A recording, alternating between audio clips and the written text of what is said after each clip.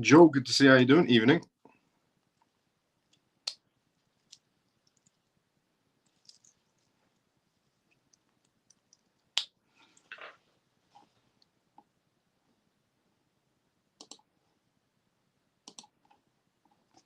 Pure, good to see you. How you doing? Evening.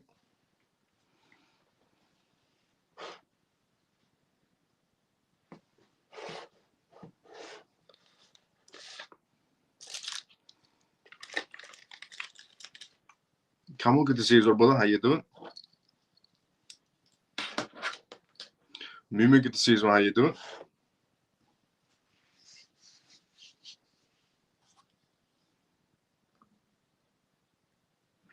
Dennis, good to see you as well. How you doing? How you been? It's been a while. No, I've been working early and I haven't been able to wait up late. No problem, Joe. Good to see you, though. Good evening, brother Miles. Paul, good to see you as well. How you doing? Come on, how low do you see XRP going? 0.5 is my guess. It's a good guess. In terms of, so you're saying in terms of dollars. Let me tell you in terms of dollars. Because if the price that I tell you is going to be in terms of pounds, that's going to be very different than what you say. So let me put it into dollars, the market space. So right now, in dollars, we are at 56 cents. You're saying XRP could go to 50? Yep, that seems pretty decent on the low side, I would say. Yeah, pretty decent on the low side. Hey, brother, great to see you. Don, good to see you as well. How you doing? Even Miles of CMF. Joe, good to see you as well. How you doing? Come on, let's go on dollars. Yep. Good evening, all. JP, good to see you as well. How you doing? How you been, brother? Hi, Miles. Give us the lowdown. Let's go, G. There's quite a bit of news to go for on tonight's live show. Quite a mixture of news to go for, as usual, on tonight's live show. Good evening, Miles on CMF. Denise, good to see you as well. How you doing? Good evening, Miles and family. Hope all is well. Ian, good to see you as well. How you doing? Good evening, Miles and CMF. Let's go through forever. Good to see you as well. How you doing, George? Hi, Miles and CMF. Good to see you as well. How you doing, George? How you been? So I'll give you the gist of what we're going to go through on tonight's live show, and then we go through the disclaimer and intro, and by that time, everyone's tuned in for the first part of the live show. So on tonight's live show, we're going to be covering a mixture of news. The first news we're going to go for on tonight's live show is regarding Donald Trump. Essentially, he did an interview with Fox, and he talked about how Bitcoin, but not only Bitcoin, but crypto in general, can be used to clear the United States debt of $35 trillion. Now, the interesting part is Donald Trump has referred to Bitcoin quite a lot, and only Bitcoin inside the crypto space. But now he's referring to Bitcoin and crypto that can both be used to clear the United States debt. So we're going to go through that perspective from Donald Trump on his interview. We're also going to talk about the Bank of America and how they're essentially expecting a first rate cut to be happening in December, but they're changing their opinions and they're essentially establishing there's maybe 2 or even 3 rate cuts on the way. So we'll go through what essentially Bank of America thinks of the market space in general for the time being. We're also going to talk about Ton's ecosystem and how it's experiencing a remarkable growth in 2024, so far what they've achieved, and what is Ton going to be achieving. We're also going to talk about tonight's live show regarding Morgan Stanley as well, and how they're pioneering Bitcoin ETF access for wealth advisors, which is massive news coming out from essentially Morgan Stanley. Now, as we all know, that the next wave of investors is going to be institutional investors. That's where the target is headed right now, with Morgan Stanley coming in and essentially offering this Bitcoin ETF service only to their high-end profile institutional clients. We also have crypto firms now essentially targeting institutional clients because they are the next wave coming in. For example, we're going to talk about tonight's live show regarding Lido Finance and essentially how they're launching an institutional grade liquidity staking pool for institutions. We're also going to talk about tonight's live show regarding Coinbase and how Coinbase is going to be designing something similar to the S&P 500, but for cryptocurrencies. They're going to be creating an S&P 500 crypto index. Now, we're going to talk about what essentially Coinbase is going to be doing in more detail, but that was the gist of it. We're also going to talk about on tonight's live show regarding Kamala Harris as well. Since we talk about essentially Trump's points, which are valid points regarding cryptocurrencies and so on, we're also going to talk about Kamala Harris on tonight's live show as well, and how Kamala Harris is apparently going to be using somebody as her VP that's pro-crypto. And this person that's going to be working for Kamala Harris used to work for Binance, and also used to work for ACH, the crypto project. So we're going to talk about that on tonight's live show as well. We're also going to be talking about something major that's happening inside the crypto space that nobody is essentially talking about, which is essentially the $3 billion distribution that's just been approved. A very long time ago on this live show, I revealed that there are multiple crypto major cases going outside of the normal cases inside the crypto space is Ripple versus SEC, Binance versus SEC, Kraken versus SEC, Coinbase versus SEC. That's the normal cases that's going on that everybody's looking at. There are a few other billion-dollar cases going on that are crypto related as well. And one of them essentially was Genesis, and how the court has now just approved Genesis to be distributing people back their cryptocurrencies. And we are talking about $3 billion in values of essentially cryptocurrencies that's going to be redistributed to the users, which means that we could have some turbulence inside the crypto space market, because it's about $3 billion of cryptocurrencies that's right now going to be distributed. And this is a green light that came from the Genesis case. And I've talked about the Genesis case a very, very long time ago on this live show multiple times and updating people on the case and how far it's gotten. And now they've just got a green light, a full-on green light to distribute $3 billion worth of cryptocurrencies back to the users, which essentially could cause some sort of turbulence inside the crypto space market. Now, we're also going to be talking about tonight's live show regarding MicroStrategy and how MicroStrategy is essentially doubling down on the stock rising prices target to Wall Street highs, and how they're still doubling down on Bitcoin as well. We're also going to talk about tonight's live show regarding Futu Securities. Now, I revealed on this live show last night that Futu Securities, the largest Japanese brokerage company, is about to be entering the crypto space. The largest Japanese brokerage is about to be entering the crypto space. It was announced yesterday that I revealed on this live show. Now, today I have some updates on the largest Japanese brokerage company and Futu Securities and how they're introducing Bitcoin bonuses for new account holders to get this thing, essentially to get the ball rolling in Japan. And this comes from the biggest brokerage company in Japan, which is quite massive news. And we're also going to talk about tonight's live show regarding French regulators. Now, the MiCA regulations are definitely clamping down inside the EU for cryptocurrencies. And yesterday I reviewed the AI regulations coming out, essentially the EU as well. Now, regarding France, so French regulators are accepting the CASP applications ahead of the MiCA rollouts. In about 6 months' time, France, or in general, the EU, is going to be very strict on cryptocurrencies in about 6 months' time. And France has decided to take one step further and get the process up and running faster than essentially any other nation inside of the EU. So we're also going to talk about tonight's live show regarding XRP as well. We're going to talk about the XRP lawsuit update and what has been said regarding Ripple, any perspectives on the matter as well. We're going to go through on tonight's live show as well. And we're also going to be talking about something quite interesting from the United States, which is regarding CBDCs. Now, we know that the United States is, Trump is against CBDCs. And I fully understand why people would be against CBDCs, because they're programmable money, which the government has the right to seize, freeze, put expiry dates, do whatever they want with your CBDC money somewhere down the line. So I fully understand when everybody essentially says that, CBDCs are bad. Of course, they're bad. But it goes back to also something that I said, that every country will be under CBDCs. And even though the United States is trying to create, essentially bills, the anti-CBDC bill, and you have, potential presidents coming out and saying no to CBDCs, congressmen coming out and saying no to CBDCs. But I still said 98% of the world is in CBDCs, according to the Bank of International Settlements. And the rest of the world will also be following in that suit. And there's no way in hell that 98% of centralized banks are in CBDCs and the United States is not. So there's some updates on the matter of essentially the CBDC matter of the United States. Governor Cooper CBDC ban veto overturned by North Carolina House. We're also going to go through that on tonight's live show as well, regarding the CBDC bill of an overturning situation. Now, how essentially they're saying that they're taking things out of the question. They're saying CBDCs haven't even launched inside the United States, and people are taking things out of questions, and they're juicing up for no apparent reason regarding CBDCs. They're not that bad, is what they're trying to say. So, quite a mixture of news to go through on tonight's live show, but before we go through any of that,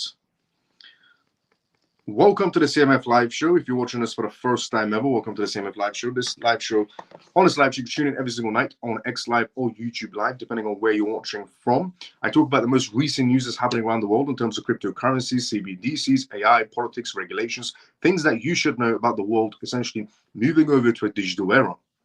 And the disclaimer of this live show, as always, is not financial advice, not political advice, and whatever I say is only for entertainment purposes.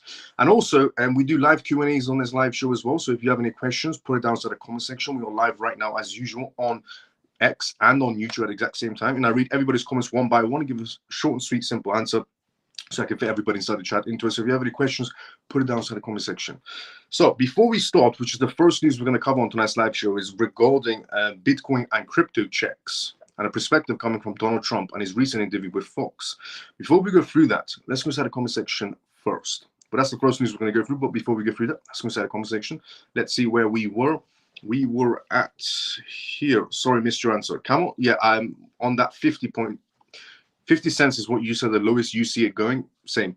What was today a good dollar cost average day? Yes, today was definitely a good dollar cost average day because the market was down about $3 trillion, was wiped out, not from the crypto section, but in general. Has the bull run ended already? No.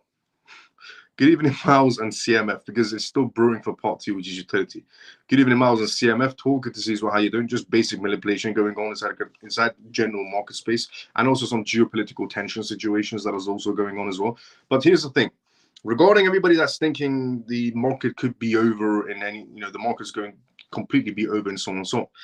Bitcoin ETFs are still rising in value in terms of, BlackRock packing up their bags. They're still, collecting in Bitcoin ETFs. So is essentially Fidelity. So is everybody else that goes essentially a Bitcoin ETF. Ethereum ETFs, I reviewed the data from Farsight. They've actually overtaken Bitcoin's ETFs in some sort of stages as well. But we have more institutions, more banks, and more regulations in this field inside the crypto space than ever before. So if the public section, if the retail section is in panic mode and thinking, geopolitical tensions or the data that just came out from the job situation inside the United States, or the rate cut situation that's going on as well, while all of these situations are going on, big corporations are still buying. Just keep that in mind. The data is there to prove it. Good evening, Miles and CMF. Hope you're all good. David, good to see you. How you doing? Tor, good to see you. How you doing? Good evening, Miles and CMF. Orphan, good to see you. How you doing? Hi, Miles. No, good to see you. How you doing? Miles, what does it mean an X amount of XRP unlocked from escrow to unlock wallets, to unknown wallets? When it says an X amount of XRP has been unlocked from escrow. Now, XRP Ripple releases a certain amount of XRP, about 1 billion tokens of XRP essentially at the end of each month. That's why the price of XRP climbs at the end of each month. So when the XRP is released, it balances out. Now, obviously, Ripple doesn't release 1 billion tokens straight into the market space. They actually take a certain amount for themselves for investment purposes and so on. And a certain amount goes inside the market space, and a certain amount goes back inside the escrow account. So it doesn't really affect the price in any sort of way that much. And it was also detailed out on that matter inside the court documents as well. And when they say they release a certain amount, that's what they mean, that they do release a certain amount at the end of each month.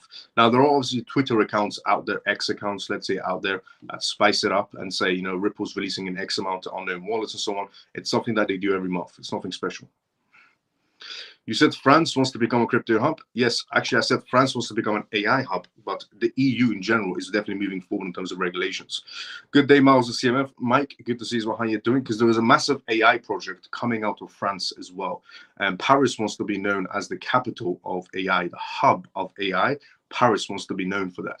The same way how Hong Kong, Singapore, Tokyo, Dubai, London want to become the hub of essentially cryptocurrencies and blockchain technology, Paris wants to become the hub of AI technology, is what I said, because there's a massive project coming out of France, out of Paris, essentially.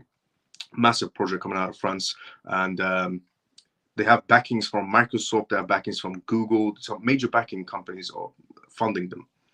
But there's a massive AI project coming out. Mike, good to see you. How you doing? How's your day been, Miles? It's been great, Lena. How's your day been? Even Miles and CMF, sorry, I'm late. Just woke up. Jason, no problem. Good to see you. When you say 3 trillion was wiped out, where did all that money go? Well, the house always wins. So when money gets wiped out, the house always wins. Once in doubt, zoom out. Exactly. Best way to put it, Camel. Once in doubt, zoom out. Happy Pisces, good to see you as well. How you doing? How you been? I picked some extra XRP, ton, IOTO due to the sale. Happy days. Let's go, Jason. Best way to do it. Yeah, honestly, once in doubt, zoom out. Perfectly put, Camel. And when I say $3 trillion was wiped out, not obviously inside the crypto space, but in general, stock market initially, was wiped out, the house wins. Easiest way to put it, the house always wins. Now, first news on tonight's live show is regarding Bitcoin and Donald Trump. But what's interesting about this matter is crypto is involved as well. And what I mean by that is Donald Trump has made multiple speeches about how he wants to, solve the United States debt problem. And he wants to use Bitcoin to do it. He's made this speech at the Bitcoin Nashville event, the Bitcoin Nashville event that just recently went past. And he's made this speech multiple times in other interviews as well. But what's interesting is that he's now saying not just Bitcoin, but crypto can also help this matter as well. So he's not just aiming for Bitcoin anymore, but he's aiming for Bitcoin and crypto. So Bitcoin and crypto checks to clear the $35 trillion US debt, Donald Trump says. The conversation about using Bitcoin and cryptocurrencies to serve the United States national debt is fast gaining momentum. This time around, Republican presidential candidate Donald Trump has weighed in on the matter. He's confident that these assets can wipe out the staggering $35 trillion debt. Bitcoin to hit millions of dollars in price. Donald Trump attended an interview with Fox Business, and while speaking, he touched on the possibilities of using Bitcoin and crypto checks to offset the U.S. national debt that has now reached an all-time new high. This is not the first time that this suggestion is coming up, and it's not surprising that it's coming from Trump, but it is surprising on the matter of he's not saying just Bitcoin, but cryptocurrencies now as well. Recently, Bitcoin prominents have lauded the coin's capacity to offset the United States national debt of $35 trillion. The basis for their stance is that Bitcoin would reach millions of dollars per coin in a few years. Bearing this in mind, they have suggested that the US government acquiring a huge amount of Bitcoin reserves and holding it for 20 years. That is also true as well, which is something that was announced by Trump and also announced by Senator Cynthia Lummis. At the end of this period, it is expected that BTC would have grown, and then the government can sell the holding to pay off their debt without leading to inflation. Similarly, Senator Cynthia Lummis of Wyoming also suggested establishing a strategic reserve for Bitcoin. Based on her proposal, the reserve will serve as a backing for the United States dollar, making it stronger globally. Ultimately, the inclusion of this cryptocurrency as a financial asset will strengthen the United States economy. Per Senator Lummis' opinion, she revealed that this bill for the strict Bitcoin reserves while attending the 2024 Bitcoin conference to kick off this new era. The first step is to buy 1 million BTC. This will represent 5% of all Bitcoins available worldwide. Is Bitcoin the solution to national debt? Just like Elon Musk once acknowledged the US is titling into bankruptcy, many leaders have opinioned this too. Notably, it is worth noting that the suggestion to utilize Bitcoin to address the $35 trillion national debt is consistently coming up. Anti-crypto entrepreneur Peter has criticized the possibility of BTC growing high enough to essentially clear the national US debt. However, with the significant percentage of the United States politicians pivoting towards crypto, this may eventually become the chosen solution to use cryptocurrency, not just Bitcoin, but cryptocurrencies in general, to clear the US national debt completely, to clear it out. Even Kamala Harris, who has recently officially nominated to carry the Democrats' party ticket, is beginning to tilt towards crypto. Her team plans to attend an upcoming crypto roundtable meeting organized by California Congressman Ro Khanna. So apparently Kamala Harris is now going to be attending a roundtable talking about cryptocurrencies as well. A lot of politicians are on board regarding the matter of using not just Bitcoin, but cryptocurrencies in general to cover the US national debt. Something that wasn't mentioned before. They've mentioned the Bitcoin Act of 2024 coming from Senator Cynthia Lummis. Trump has mentioned it multiple times that he would use Bitcoin as a reserve asset for the United States. But it's interesting now to see that they're not just sticking to Bitcoin, but pivoting towards cryptocurrencies in general. So they're using as the term of Bitcoin and crypto can help to clear the US national debt, not just Bitcoin. Now, Bank of America. Bank of America, which expected the first rate cut in December, changed its forecast. That's the next news we're going to cover on tonight's live show. But before we go through that, let's go to the comment section. But the next news is regarding Bank of America. Let's see where we were at. We were here. I just, sorry, I lost connection. So didn't hear your reply to my question regarding the bull run. No, is what I said. As it is over, look, we're essentially, it goes back to what I said as well. We're still brewing for utility purposes. So no. Without good to see, so how you doing? I think Ripple will have a role to play in the wipeout of the U.S. national debt, XRP. I'm on the same page as JP.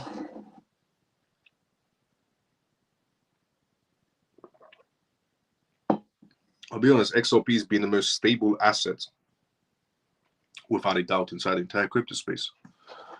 Genuinely. XRP has been the most stable asset possible. Now, and regarding Joe Zampa, no, it's not over in any sort of a way. What I said was we have more banks and more corporations and more regulations in place than ever before. We're actually brewing for essentially part two, which is utility. Do you think the dip of BTC will be 57 in the next few days? I said the lowest it could go to is 58 and 60 is what we're aiming for. Now, Bank of America. Bank of America, which expected the first rate cut in December, changed its forecast. Bank of America estimates that the Fed will cut interest rates by 25 basis points in September and make an additional rate cut in December. First, they were expecting only one rate cut. Now they're going back to two, is what Bank of America is saying. The bank revised the outlooks, marks a change from its previous expectation that interest rates will be cut only in December. The president and chief investment officer commented on the U.S. July non-farm payrolls data and described the current market reaction as a growth panic. It's an interesting way to put it. A growth panic. So we're having growth on one side and panic on the other.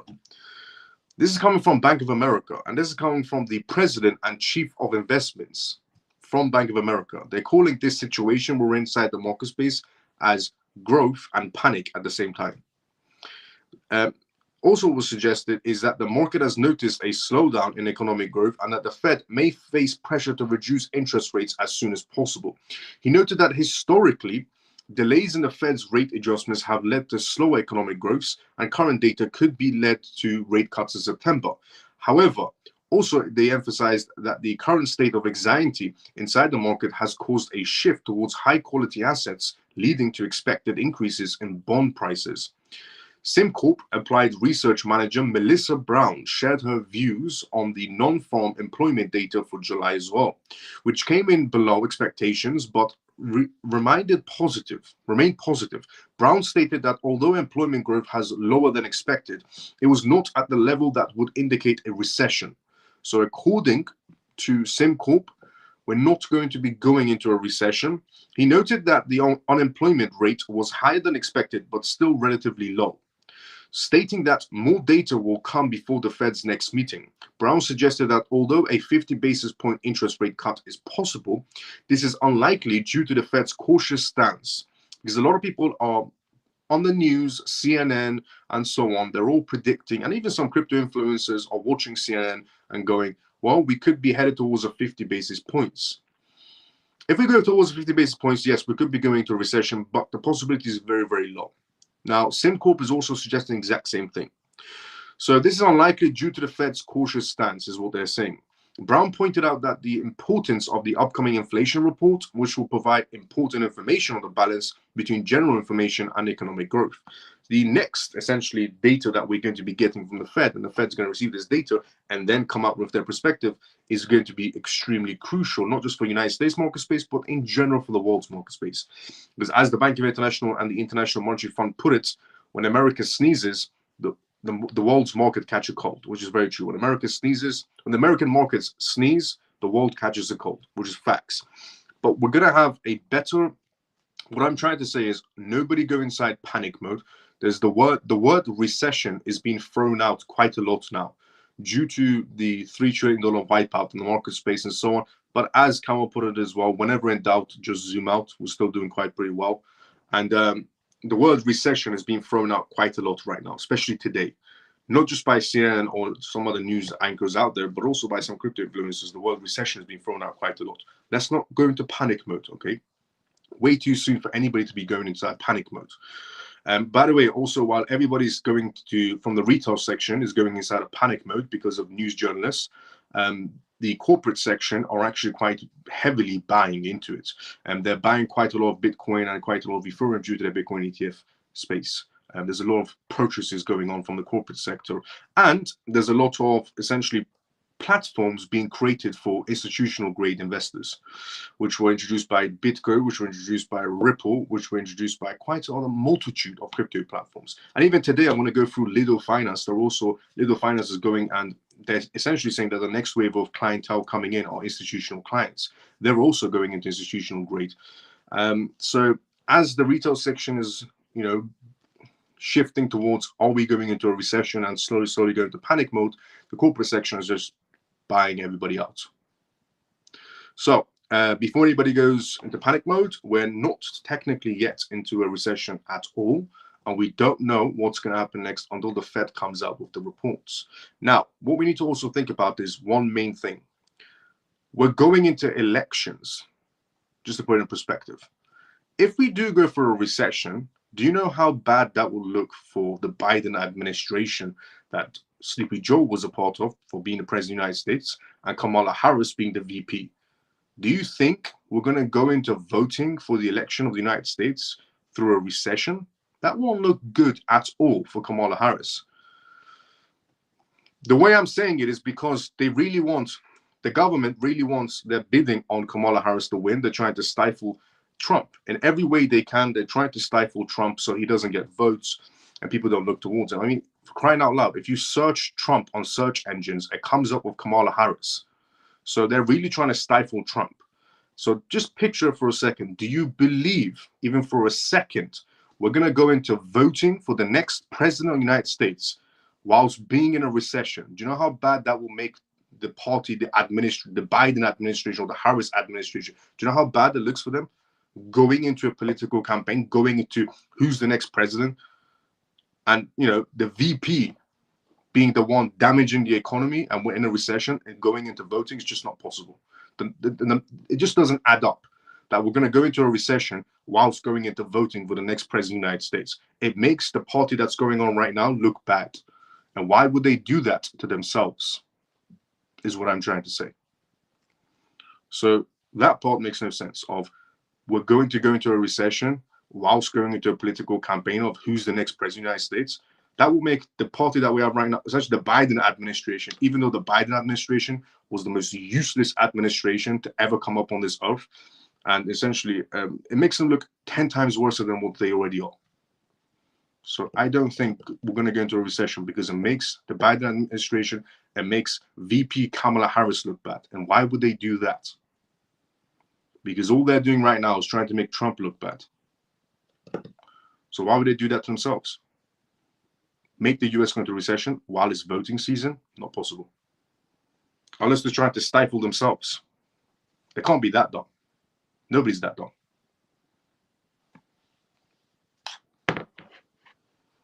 And a lot of people say, well, it's got nothing to do with the Biden administration. It's got nothing to do with Kamala Harris. It's just the economy. No, anything can be manipulated. Just to put it out there, because generally a lot of people will say, well, it's got nothing to do with Biden administration. We're going into a recession. It's got nothing to do with Kamala Harris. We're going into a recession. It's the bank's faults. Let me just point to a perspective. 2008, when the massive crash happened, okay, there were two companies giving out credit reports on how the economy is doing. Just to give you a perspective of how manipulation works for anybody out there that assumes everything is, tip top and everything's by the book. Nothing is by the book, by the way, just to put in perspective. When we had a massive crash in 2008, there was two credit companies that gave a report out. One of them was Moody's. Do you know what Moody's did? They lied. When the US economy was doing incredibly bad and they were about to go through a bankruptcy recession, Moody's lied on their report for Wall Street and said, no, everything's perfectly fine. Wall Street is good. Banks are good. There's no recession. Don't worry about it. Moody's lied on purpose. Do you know what Moody's said? They said if we didn't give the report, then Wall Street will just go two shops down or two companies down and get it from somewhere else. So Moody's lied on purpose and said the economy is doing well. What happened after Moody's lied? Recession, 2008 crash. So just for anybody out there that would assume, if the market goes into a recession, it's not Biden's fault. It's not, Kamala Harris's fault, and it's not the Biden administration's fault if we go into a recession. Nothing's by the book, and anything can be manipulated. For anybody that comes out and goes, "Oh, it's the economy, it's the economy," no, everything can be manipulated. 2008 was a manipulation when they said it's doing good when it wasn't, and Moody's clearly knew it wasn't doing good.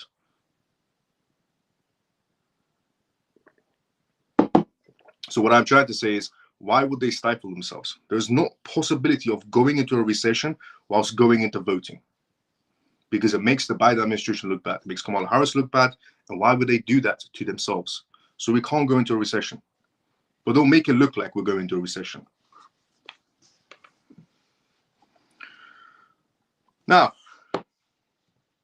and just to put it into perspective as well, another way to put it in perspective, Morgan Stanley just opened their doors. Morgan Stanley, wealthy and intelligent.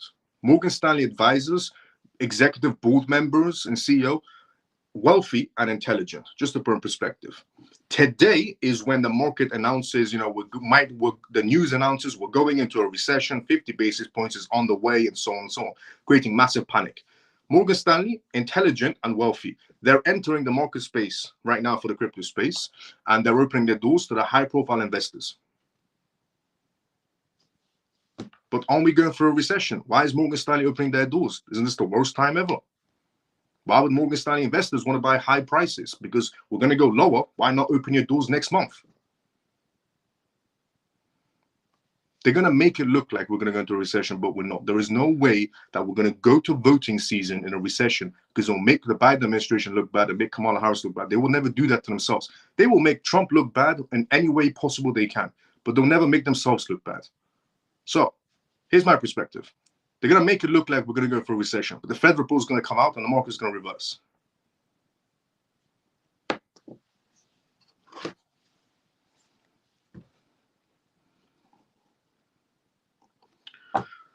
Now, next news to go from tonight's live show is TON ecosystem. We're going to go through Morgan Stanley as well on tonight's live show as well. I have news on that as well. But TON's ecosystem is what we're going to talk about next. Actually, you know what? I'll give you the Morgan Stanley news.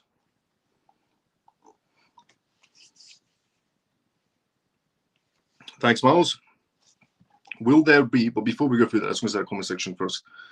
Do you think the dip of BTC will be, I read that one. Thanks, Miles. Will that be the end of 2024 or in 2025, do you think?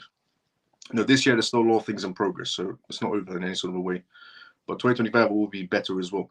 It will be very better as well. Anna, hello, Miles and family. Good to see you. Anna, how you doing? Does that include no major new wars before an election?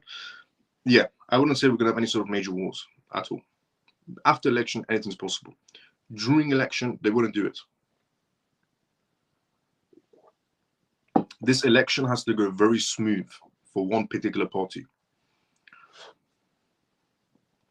because the government is with that one particular party, whereas every company and the government is against one particular person. And it's quite obvious how they're trying to stifle them. And why are they focusing on the Olympic Games at the moment more than that is what's going on? Yes, there's definitely a lot of things happening around the world, and the Olympic Games is the last thing you should be focusing on. I'll be honest. I agree without that. And Ian, thank you so much for a £10 donation to the CMF hedge fund. Let's go. Let's go CMF. Let's go Ian. Morgan Stanley. So here's the news from Morgan Stanley. Morgan Stanley pioneers Bitcoin ETF access for wealth advisors. Morgan Stanley has announced that it will soon allow its 15,000 financial advisors to offer Bitcoin exchange-traded funds, ETFs, to select clients, making it the first major Wall Street bank to take this step. Starting August 7th, Morgan Stanley advisors will be able to solicit eligible clients to purchase shares of the two prominent Bitcoin ETFs, BlackRock's iShare Bitcoin Trust, and Fidelity's Wise Origin Bitcoin Fund. If we're going into a recession, just to put it in perspective, if we're going into a recession, why would Morgan Stanley open their doors to their high-profile clients and get 15,000 financial advisors ready for their high-profile clients to purchase Bitcoin ETFs and Fidelity ETFs, Bitcoin ETFs from BlackRock and Fidelity starting August 7th? If we're going into a recession, do you not think, essentially what I'm trying to say is, do you not think Morgan Stanley's 15,000 financial advisors would know we're going to go into a recession? Why would they open their doors on 7th and make their high-profile clients buy, high-priced Bitcoins and so on, when they can just open their doors next month or the next month after that and get lower ones because we're going into a recession? They got 15,000 financial advisors ready on 7th of August.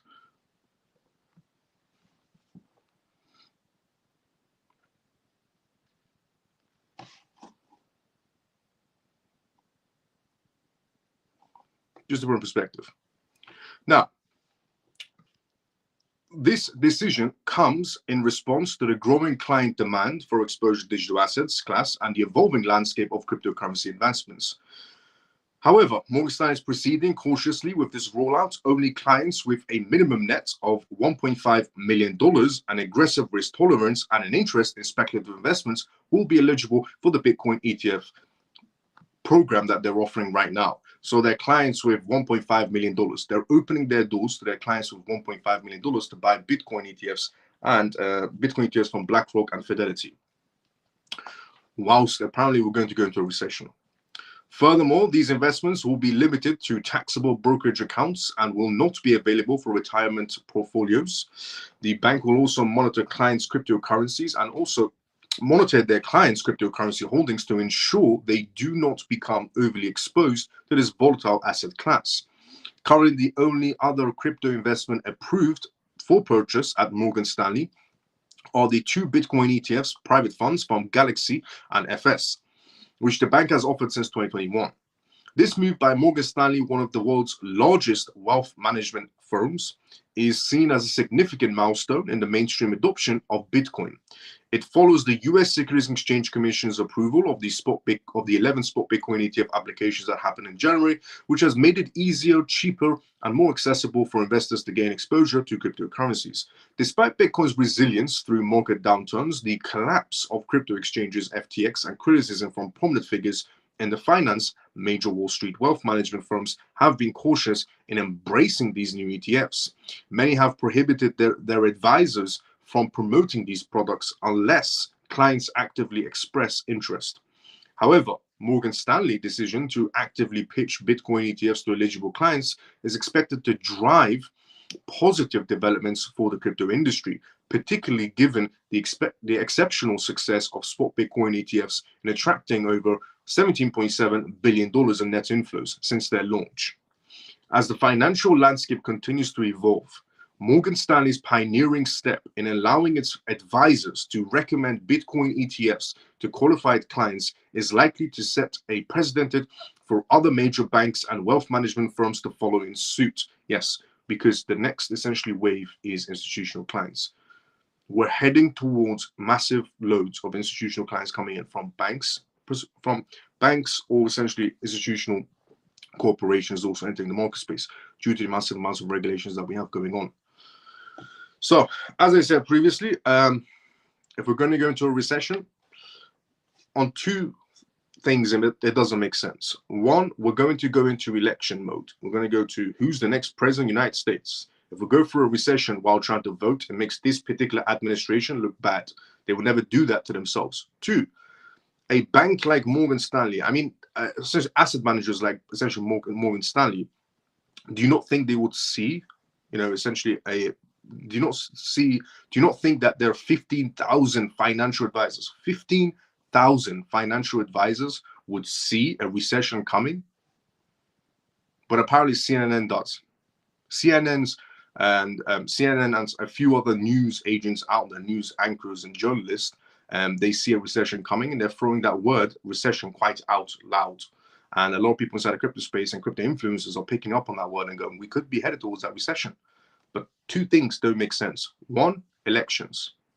It will make this particular administration, the Biden administration that Kamala is a part of, look bad. Why would we go through a recession whilst going into voting? Because it will make this administration look bad. Two, asset managers like Morgan Stanley, with their 15,000 financial advisors coming in, announcing today, out of all days, with the market wiping out $3 trillion, today is the day Morgan Stanley announces this. 15,000 financial advisors, they can't see a recession coming.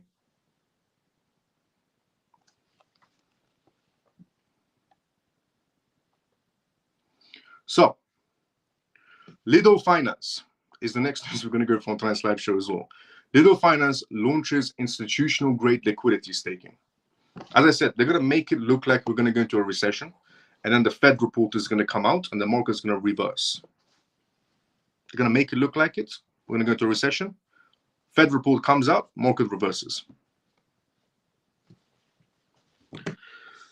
Now, Lido Finance also launches institutional grade liquidity staking as well, because the next wave of clients coming in are institutions. A lot of crypto platforms are just producing and announcing things just for institutions now. We're going to go through that next, but before we go through that, let's go inside the comment section first. Let's see where we were. What's up, CMF and Miles? Below, good to see you, brother. How you doing? XRP news? Yes, at the end of the live show, XRP news. Bro's accent makes learning fun. Let's go, Damien. Thanks so much for the kind words, brother. Lido Finance. Lido Finance launches institutional grade liquidity staking as well. Lido Finance has introduced Lido Institutional, a new liquidity staking solution designed for large clients such as custodians, asset managers, and exchanges. The middleware product aims to provide enterprise-grade security and reliability while maintaining the liquidity and utility required for diverse institutional strategies. Lido Finance is currently the largest liquid staking pool, controlling over 28.5% of all staked Ethereum. The company stated that Lido Institutional combines the necessary reliabilities and securities for enterprise-grade staking with the liquidity and utility required for various institutional strategies. The launch of Lido Institutional follows a recent partnership with infrastructure providers. Lido teamed up with Taurus in July and announced an integration with Fireblocks, an FCC event. Both firms are now listed as custody solutions on Lido's institutional website. Lido Finance, launched in 2020, allows users to stake any amount of Ethereum as a part of a pool and receive rewards, bypassing the 32 Ethereum minimum required for direct network staking with Ethereum. Users can also utilize their Lido staked Ethereum for other activities as well. The protocol takes 10% fee on staking rewards, split between node operators and DAO treasuries. Despite its growing popularity, Lido faces such regulatory challenges inside the United States as well. The Securities and Exchange Commission, SEC, claimed in June that there were complaints against consensus that Lido and competitor Rocket Pool sell unregistered securities as well. But Gary Gensler goes around and tells everybody they're selling unregistered securities. At this point, it just makes no sense. And Gary Gensler looks like an embarrassing buffoon. Investors making investments of Ethereum in common enterprises with a reasonable expectation of profits from a marginal efforts of Lido and Rocket Pool, respectively, the SEC said. The SEC also argued that investors make Ethereum investments with expectations of profits from Lido and Rocket Pool's efforts, yet neither has filed a registration statement for these alleged investment contracts, and they don't have to either. But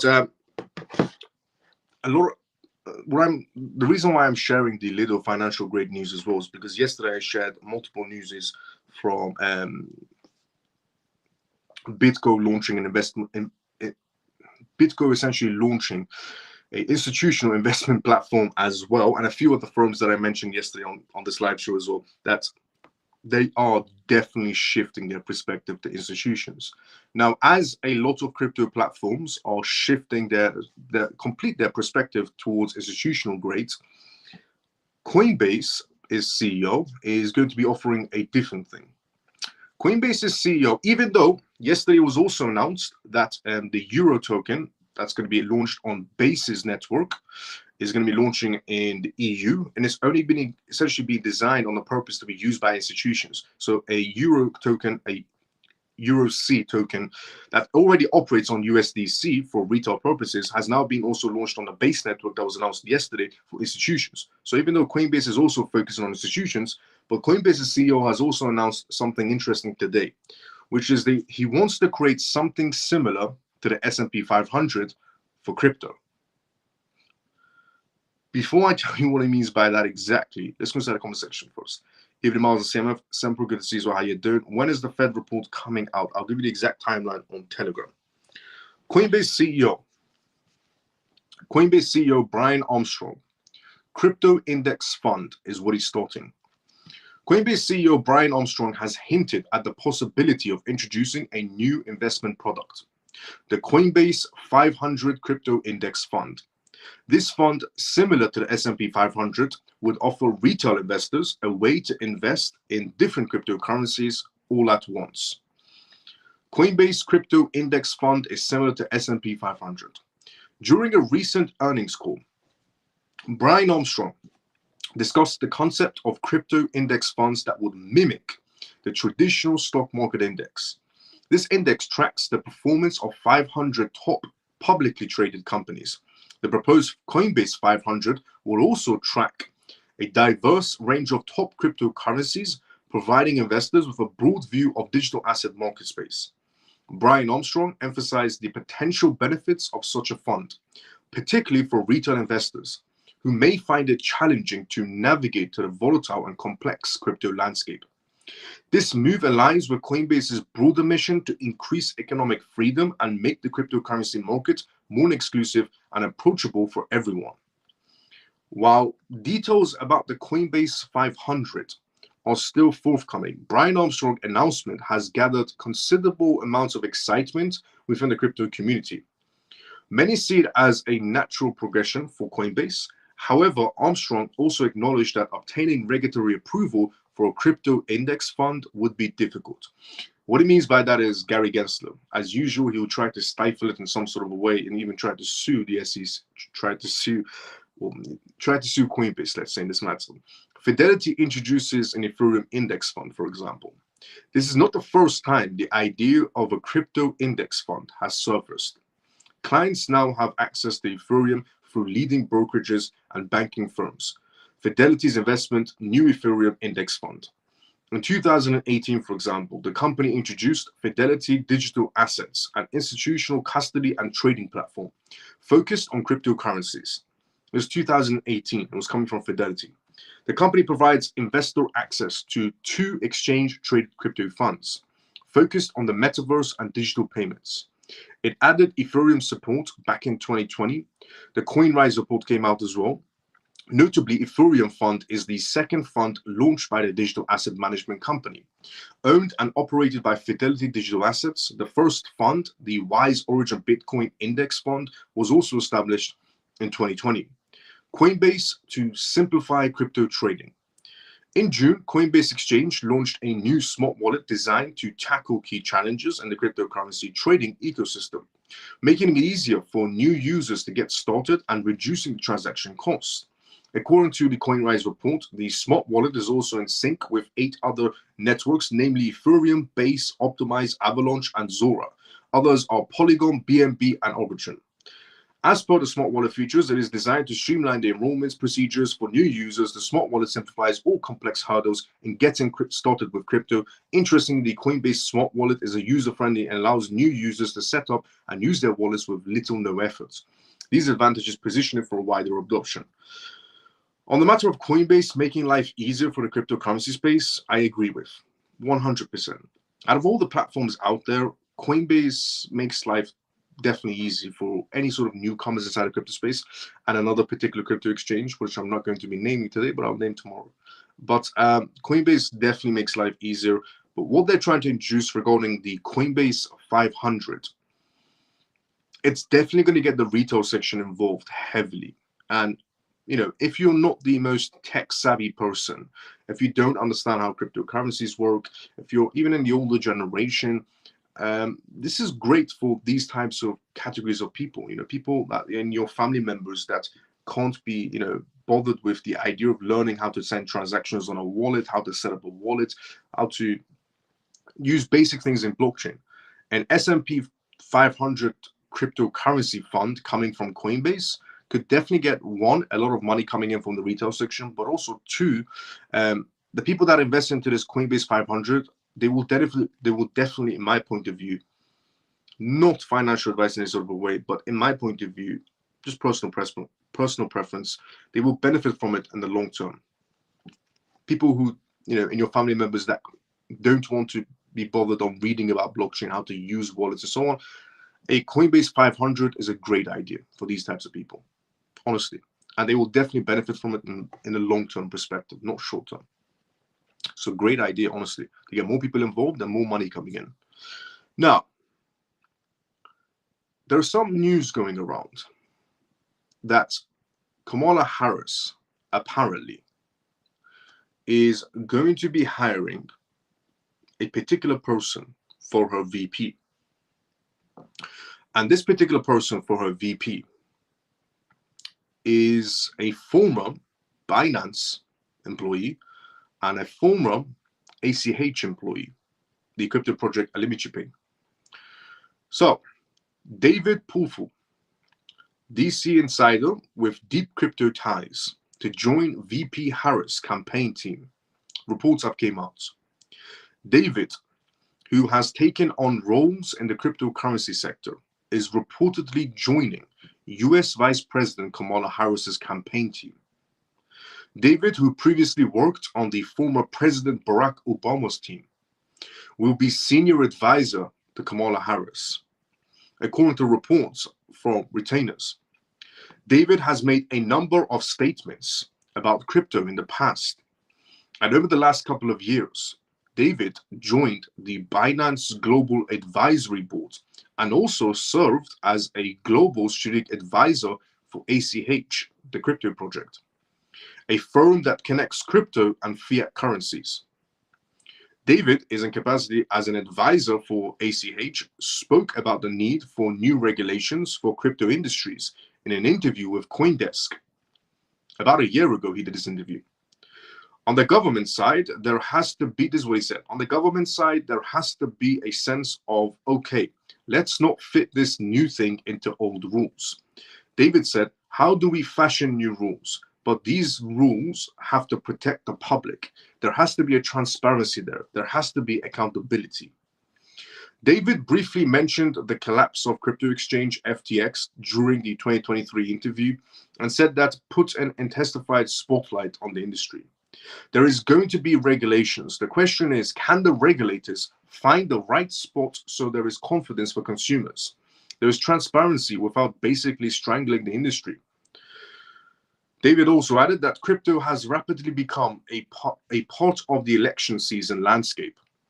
Last month, the Republican Party expressed support for crypto firms and investors in its platform for the 2024 elections, including essentially voting the end of the unlawful and un-American crackdown on the US crypto industry. Meanwhile, Vice President Kamala Harris's team started outreaching to the crypto industry a week after President Joe Biden announced he would not be seeking re-election and endorsed Kamala Harris to replace him as a Democratic Party nominee. The Democratic National Convention is slated for later this month to nominate Harris as a candidate officially, which has already happened. A crypto roundtable is set for Monday as well, though it is not clear what exactly will be discussed. President Biden's senior advisor will attend as well, according to a source familiar. Dunn reported that plans to leave the White House to join a super political action committee supporting Kamala Harris's campaign, apparently. Ripple's CEO, Brad, and executive chairman, Chris Larson, will also be attending, according to sources familiar. So before I just, give you the rest of that, remember what I said. Remember when I said, obviously Trump will be a better option because, he's going to be a lot more freedom. There's going to be no wars and the economy will be fixed. Those are just common sense, genuinely common sense. And for people who say, well, how do you know Trump is going to stop the wars? How do you know he's going to be fixing the economy? He's done it before. There's your proof. It's very simple. He's done it before when he was president. So On the matter of what's going on now, I said that I have a hunch, just a feeling, that Trump is against CBDCs, completely against CBDCs, and I understand why. Nobody likes the idea of CBDCs, nobody likes the idea of being controlled and so on. And I said that Kamala Harris is obviously pro-CBDC. And 98% of the world is in CBDCs. And I said it's a losing battle. I said this is a losing battle to go against CBDCs. Because when you go against central bank digital currencies, that means you're going against the World Economic Forum's plans. It means you're going against the Bank of International Settlements plans. It means that you're going against the International Monetary Fund, the FSB. You're going against very, very high-profile groups of people. And the World Economic Forum being the most wealthiest and most powerful people on this planet. One of the most powerful people on this planet. But you're going against the World Economic Forum when you say no to CBDCs. You're going against the Bank of International Settlements, the International Monetary Fund, and it's a losing battle. So I said, Trump saying everything he said is all good. Crypto being used for national reserves, good. America becoming a crypto hub, good. Everything he said is absolutely great. Just that one thing he said about CBDCs. He said, America will never have a CBDC. You see, when he said that, that means he's going against the Bank of International Settlements, which is the banks of all centralized banks. Pretty much 60 centralized banks are under the Bank of International Settlements, including G20 countries and G7 countries. 98% of the world is in CBDCs. So Trump is trying to go against the Bank of International Settlements, the International Monetary Fund, and the World Economic Forum. That's a losing battle. And they will try anything they can to stifle him from growth. 100%. They will do anything they can. They will, I don't know, change search engines, for example. When people type in his name, his competitor comes up, for example. Or they will try to put him in prison. Or they will try to, when they try to take him out on his own campaign rally. So when you say no to CBDCs, you're actually just going against World Economic Forum, most powerful and wealthy people on this planet, Bank of International Settlements, 60 centralized banks under its belt, and the International Monetary Fund, which goes around and bullies countries when they don't pay their taxes. So you're going up against these types of groups of people, and they will do anything within their power to stop you. That could be from the news, from the internet, or even attending your own rallies. So, and I said, I have a hunch that they're going to rig the election and put, if last comes result, I said I had a hunch, last result, if they can't do anything with Trump and he's still alive and for the election time, they're just going to put some sort of a rigged election and Kamala Harris will win in a rigged type of situation. Last result will be rigging the election, Kamala wins. And I said because she's pro-CBDC and so on. So she's part, because as I said, she's a listener, not a leader. And when I say that, I don't mean because she's a woman in any sort of a way. I know very, very intelligent women that are CEOs and executive board members that will make excellent presidents or excellent prime ministers without a doubt. But she's not one of them. She's not a leader, she's a listener. I could say that about Biden as well. Biden is not a leader, he's a listener. Just in case if anybody thinks I'm just trying to say this because Kamala is a woman, nope. Same thing goes for Biden. Biden's a man, correct? Biden is not a leader, he's a listener. Same thing goes for Kamala Harris. She's not a leader, she's a listener. And by that, I mean, they listen to the corporations around them on what to do next. They listen to the Bank of International Settlements. They listen to the World Economic Forum. They listen to the banks and so on. They're not a leader, they're a listener. Trump is a leader, not a listener. And they don't like that. That's why they're trying to do everything they can to stifle him. So again, she's not a leader, she's a listener. Same goes for Biden. Not a leader, a listener. And he's a man, just to anyone says that on that basis. So regarding what's going on with Kamala Harris, and I said I have a hunch that the last result will be essentially stifling and essentially rigging the election, and she wins, is what I think is going to happen. If they can't do anything with Trump, the election will just be rigged and she will win. And I said because she's pro-CBDC. Well, here's the thing. She's choosing somebody that's pro-crypto as her VP. And she's doing a crypto roundtable that's going to be attending the attendees at this crypto roundtable that she's going to be having is Brad and Chris Larson from Ripple. Ripple, XRP, CBDC. CBDC, 98% of the world in CBDCs. 98% of the world in CBDCs. She's doing a roundtable, Trump against CBDCs. And that means it's against everybody of those groups. She's pro-CBDC, obviously, and she's a good listener to those types of people, to those types of groups of people. She's doing a crypto roundtable, Brad, Chris Larson, Ripple, CBDCs. I mean, you can't make this stuff up. It's just staring you in the face. And they want CBDCs inside the United States. Of course they want CBDCs inside. You think 98% of the world is going to go in CBDCs and the US doesn't? It's not possible. Just not possible. So she's doing an event, and Chris Larson and Brad, they're going to be attending the event as well regarding talking about blockchain. And Ripple, 24,000 crypto projects, and only one is doing CBDCs. One only has CBDC platform. 24,000 crypto projects, only one of them has a CBDC platform that's being used. Only one of them has won multiple CBDC awards. A lot of people don't know there are CBDC awards. And Ripple has won multiple CBDC awards, has a CBDC platform being used, is with the Bank of International Settlements, attended multiple World Economic Forum events, made massive speeches on the future of CBDCs and the future of tokenizations. And they're attending with Kamala Harris. Where do you think this is going? Trump is going against the Bank of International Settlements. He's going against the World Economic Forum. He's going against the International Monetary Fund. How does he think that's going to end well? Now, I understand, obviously. I obviously understand why he's doing it. Trump is always the better solution because it means no wars, genuinely. If Trump is chosen, there are no wars. The world goes into peace mode. They removed Trump and started wars, just to put in perspective as well. So Trump, obviously, the world goes in peace mode. The world's economy does go better as well. The US economy gets better. The world economy gets better. It's just how it works. But she's doing a crypto roundtable. Chris Larson and Brad are going to be there. Ripple CBDCs. I said this a while ago. I have a hunch that last result will just be rigging the election and she wins.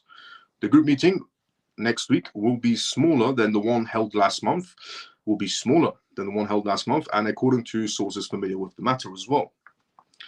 Now, here is something that a lot of people aren't talking about inside the crypto space, which is a $3 billion distribution approved.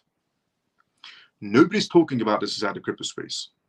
This could be something that would cause some sort of turbulence inside the crypto space.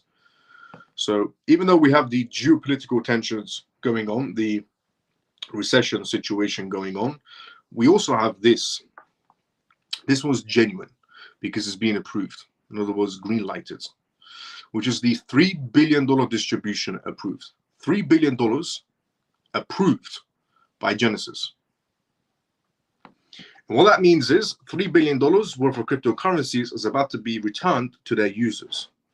Before we go through that, let's go inside the comment section first. Let's see where we were. We were here. Semper, good to see you. How you doing? And Fed report when it comes out Telegram. What up, Miles and CMF? Hope all is well, though. Ray, good to see you. How you doing? How you been? At most, he can delay the inevitable with Americans on CBDCs for a few more years if president. He could. All facts, though, bro. Let's go, Ray. Facts. Fully launched CBDC Bahamas, Sand Digital Dollar, Nigeria. Yep, honestly, what Woodhouse has just put inside the comment section, regarding CBDCs, fully launched CBDCs Bahamas, yes. Eastern Caribbean, yes. Advanced pilots for early impressions, China, yes. Sweden, yes. India's launched CBDCs, yes. Russia's launched digital rupees, yes. Brazil's got a digital rupee coming out. Also, they're calling it Drex is coming out beginning of next year, but real test payments are going on now. Yeah, the whole world is in CBDCs. It's not possible for them to delay for the US. Now, $3 billion distribution, something that nobody's talking about inside the crypto space. And everybody's focused on this $3 trillion wipeout on the stock market. Genesis, essentially a platform that was in back-to-back court battles And they come to the decision that they have to distribute $3 billion back, not just in crypto, in cash as well. And this is a case that was not in quite a lot of eyes at all, where everybody was focused on the Binance case and everybody was focused on the Ripple case and Kraken case and Coinbase case. There was other billion-dollar cases going on, which was Genesis. So Genesis, along with its subsidiaries, received court approvals to distribute $3 billion in cash and cryptocurrencies to its creditors as a part of a finalized bankruptcy liquidation plan. This payment represents approximately 77% of the value of the customer's claims. However, Genesis' parent company, Digital Currency Group, DCG, will not be among the organizations receiving compensation.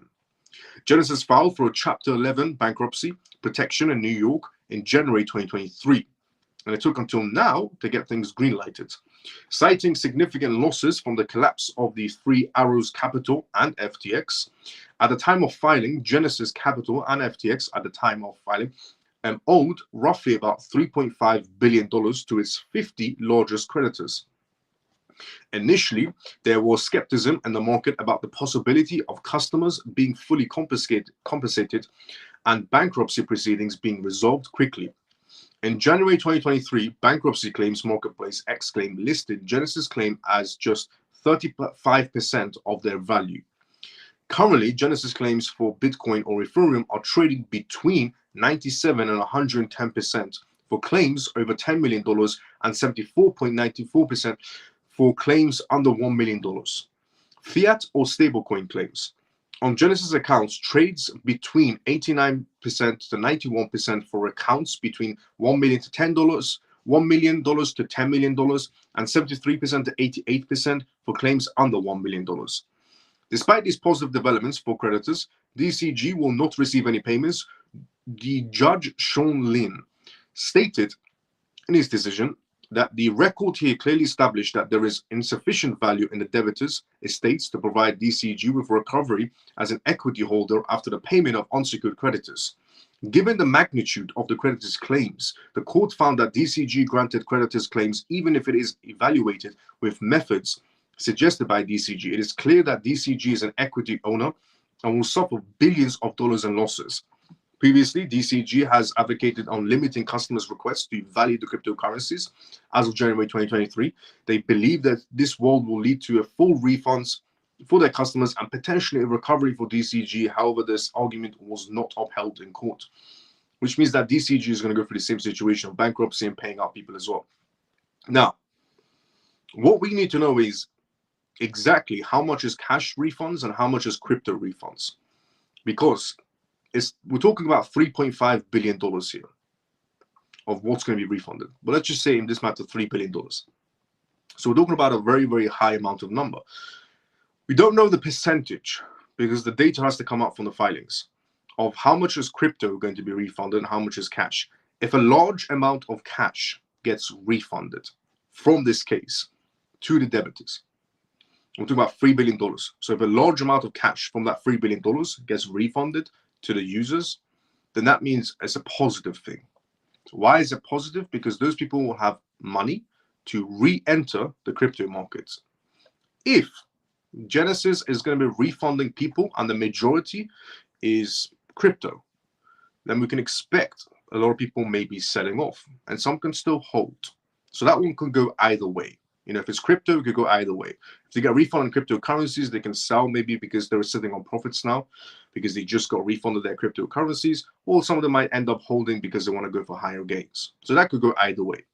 But if Genesis is going to be refunding people and the majority is in cash, essentially, fiat currencies, that means that those people can re-enter the crypto market. It's about $3 billion. That's a positive sign for the market because the retail section re-enters. And it's not just retail, okay? Genesis has a lot of institutional high-profile clients as well that lost their money. So those institutions can re-enter the market space as well with their newfound cash, or their high-profile clients can enter the market space with their newfound cash as well.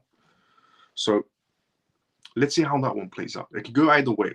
If there's a lot more in cash, it's positive. If there's a lot more in crypto, it could go either way, depending on the user itself. Are they going to hold or are they going to sell? But if it's cash, it's positive. Now, So that's something that nobody's talking about inside the crypto space, which is Genesis case. It just got approved as fully green lighted for $3 billion to be redistributed. On the exact same day today, that $3 trillion was wiped out from the stock market. $3 billion is about to be refunded. Isn't that interesting? $3 trillion gets liquidated from the stock market. $3 billion re-enters the crypto market. MicroStrategy bull doubles down on the stock market by rising the price target to Wall Street highs. And before I share the news on Wall Street, let's go start a conversation first. When is CBDC coming for Sweden? It's on the way as well for Sweden. Sweden is a lot more digital than most countries around it. Hey, Miles, I hear FTX has 8% of Solana supply. Is this going to impact the market as well? Yes, I heard that as well regarding. So there's a rumor going around that FTX has 8% of Solana's supply. If the rumor is true and it's on paper that FTX does have a secret wallet with 8% essentially Solana's supply, then yes, it's definitely going to affect the market space. Not only because 8% is a high number, or if it's 8% is a low number. That's not the reasoning. If it turns out to be true that essentially FTX does have this 8% wallet of Solana, just by the news confirming it, it's going to create a little bit of panic. And then if they do start selling off, it's going to cause a little bit more panic. And then the whales will jump in, add to the panic. And that's pretty much it for Solana. And then it'll obviously reverse and climb back up. But yes, once it's confirmed, it will cause a little bit of panic on Solana. Once they start selling off their Solana from that wallet, then it will cause more panic, and then the whales will jump in, and then on the X spaces, people start tweeting out, "Oh no, this is it for Solana," and that will add more to the panic situation, and psychological essentially, people start selling off even more. So not only will essentially FTX be selling off, but also whales will be selling off to create more panic. Retail sector will be selling off because they're just naturally panicked. And sometimes it does come to the whole psychological factor as well, which is step 8 that I said on the Telegram group as well. Step 8 is always psychological. Now, so on that matter, yes, but it needs to be confirmed. Now, there is one group that can confirm the Solana situation with FTX. There is one particular group that can confirm it. Arkham Intelligence. Arkham Intelligence could be the only people to confirm that particular wallet. If Arkham Intelligence comes out and finds out that is, Solana's 8% wallet is with FTX, then that's the confirmation people need. Because Arkham Intelligence are very clever at finding out who belongs to which wallet in terms of companies, banks, and so on, any corporations. But that's because Arkham Intelligence has former NSA, CIA, and FBI members. And they're very good at finding out which crypto wallet belongs to which company. Ongoing or planned pilots: Canada, Japan, European Union, Digital Euro, United States. Various proposals and research are ongoing. People are born now will be growing up in CBDCs and will be a normal thing, which is all true. Essentially, is what Wood has just stated inside the conversation. Yes, the next generation will be born into the whole thing is very normal in CBDCs. Now, MicroStrategy bulls double down. The stock by rising price target to Wall Street highs.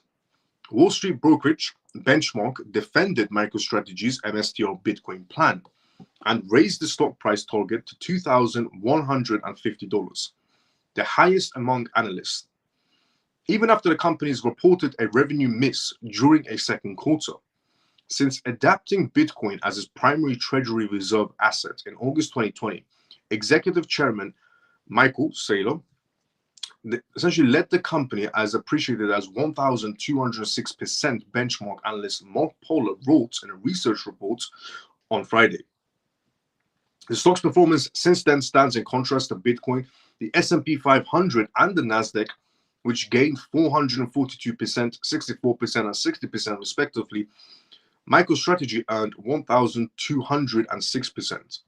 While MSTR's approach has had plenty of detractors, including those who have asked why anyone would buy its shares rather than simply buying Bitcoin. And what they mean by that is obviously MSTR stock, MicroStrategy, Michael Saylor. He was the first original somewhat Bitcoin ETF. Before we ever had Bitcoin ETFs coming out of the United States, we had MSTR. A lot of people don't know this, some people know this, but we had MSTR. So if you wanted a Bitcoin ETF, as a company, you wanted to buy Bitcoin ETFs, or as a high-profile client, or if you're on Wall Street and you wanted to buy Bitcoin, but you didn't want to go, through the Binance way or Coinbase way or so on, you had MSTR stock. MicroStrategy buys Bitcoin, you buy MSTR stock. It was the closest thing people had to essentially a Bitcoin ETF. That's why MicroStrategy did 1,206%, while the S&P 500 and Nasdaq did 442% and 64%. His company did better than the S&P 500 and the Nasdaq, which is quite impressive. Now, so a lot of people, essentially said, why would anyone buy MSTR stocks back then? And still till this day. Well, it's because a lot of companies prefer somebody else to do it for them. You see, MicroStrategy does all the trading for them, and they just buy the stock share, which makes life easier for them. It's an easy option for them. So that's why they will do it. Now, management has responded to criticism by pointing to the scoreboard.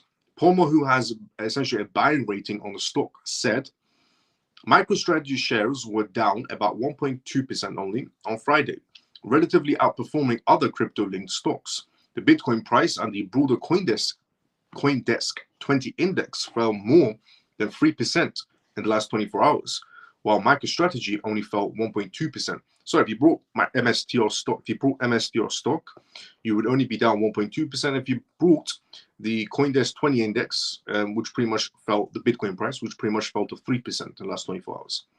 Doubling down on its Bitcoin strategy as well, the firm said they've introduced the Bitcoin yield, a key performance indicator that tracks the percentage change in the ratio of the company's Bitcoin's holdings to its diluted shares outstanding. The new metric will make it easier for investors to track the firm's Bitcoin strategy performance, Palmer said. MicroStrategy's Bitcoin yield year to date was 12.2%. The company said on its earnings statements it targets 4% to 8% in each of the next 3 years. The firm on Thursday reported a second quarter net loss of $102.6 million as it took an impairment charge of $180.1 million on its Bitcoin holdings. It currently holds 226,500 individual Bitcoins, which were acquired for an average price of $36,824 per token. So MicroStrategy has just been given some sort of a massive green light from Wall Street's perspective to continue forward, and that they're on the right path. And MSTR stock is doing better than some Bitcoin index fund stocks. Now, I shared some news yesterday on this live show regarding Futu Securities, which is Japan's largest brokerage firm out there, the biggest. And I have some updates regarding Futu Securities, which is massive news. Futu Securities introduces Bitcoin bonuses for new account holders. Futu Securities promotion highlights new incentives, shaping cryptocurrency adoption and investor interest.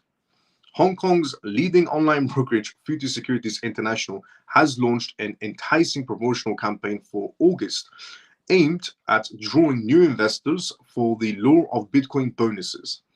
Throughout this month, individuals who open their first Futu HK brokerage account, because they're operating both out of Japan and Hong Kong, just for anybody that is a little bit confused, they're operating out of both Tokyo and essentially and Hong Kong. Throughout this month, individuals who open their first Futu HK brokerage accounts and meet specific criteria are eligible for various incentives to jumpstart their investment portfolios. Valid from August 1st to August 31st, 2024, the promotion is designed for individuals aged 18 and above who have never previously held or deposited funds into a Futu HK Hong Kong account before this period. Eligible participants are required to essentially pose a Hong Kong resident identity card or an overseas passport, making their entry into the investment world for the first time ever. Bonuses to boost new deposits is what they're offering. Futu's structured rewards program offers multiple tiers of bonuses, based on the deposit amount and maintained asset balance. For the first tier, a minimum deposit and a essentially maintained average daily balance of 10,000 Hong Kong dollars for 60 days are required. Participants can choose from rewards such as shares of Alibaba, for example. You can have, by entering Futu Securities, not only are you going for cryptocurrency, but you're also getting rewards such as getting free, basically, Alibaba shares, a Hong Kong's $400 supermarket voucher, or a Hong Kong's $600 worth of Bitcoin as well in terms of rewards. These rewards will be credited to users' accounts within 10 trading days following the 60-day period. Moreover, the second tier rewards necessitates a higher threshold with a minimum deposit and a maintained balance of Hong Kong's $80,000. Participants achieving this tier can select between shares of Nevada or $1,000 in Bitcoin for rewards. Imagine, opening up an account with these crypto platforms and they're just giving you, stock shares for free. If you invest cryptocurrencies with them, not only do you have cryptocurrency shares, but you're also getting stock shares for free. But they're all major companies. Enhanced trading options and regulatory advancements. Concurrent, the promotional offer, Futu Securities has also launched new digital currency trading services. Regulated by the Hong Kong Securities Regulatory Commission as of August 1st, the service facilitates spot trading for pairs such as Bitcoin and Ethereum, allowing transactions in Hong Kong dollars and US dollars at real time. This introduction follows closely on the heels of Hong Kong's newly established stablecoin regulatory framework, introduced in July.